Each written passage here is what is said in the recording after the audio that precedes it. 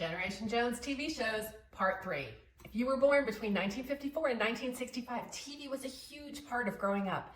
Generation Jones had no shortage of great shows to keep us entertained, and in part 3 of these series, we're diving into even more of the classics that shaped our childhood.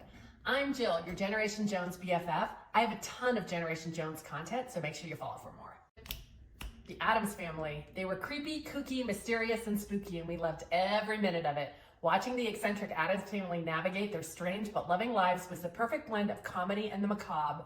Plus, Morticia and Gomez, relationship goals. Speaking of spooky families, we can't forget the Munsters. Herman, Lily, Grandpa, and Eddie may have looked like classic movie monsters, but they were just your average hilarious suburban family.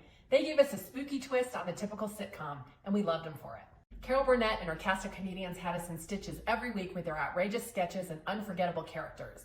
Whether it was Carol's signature ear tug or that classic curtain rod dress, the show was a masterclass in sketch comedy. Laugh-In took comedy to another level. It was fast, chaotic, and full of zany one-liners and political satire. We couldn't get enough of the show's quick-fire jokes and psychedelic vibe, and we were always ready for Goldie Hawn to dance her way across that screen. And then there were the Beverly Hillbillies, who didn't love watching the Clampetts, a backwoods family who struck oil, try to fit in with their ritzy Beverly Hills neighbors.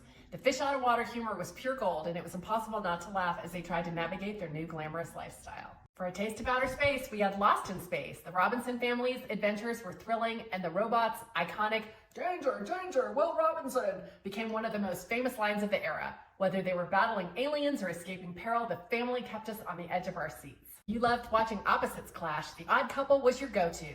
Felix Unger and Oscar Madison were the ultimate mismatched roommates. One's a neat freak and the other's a slob.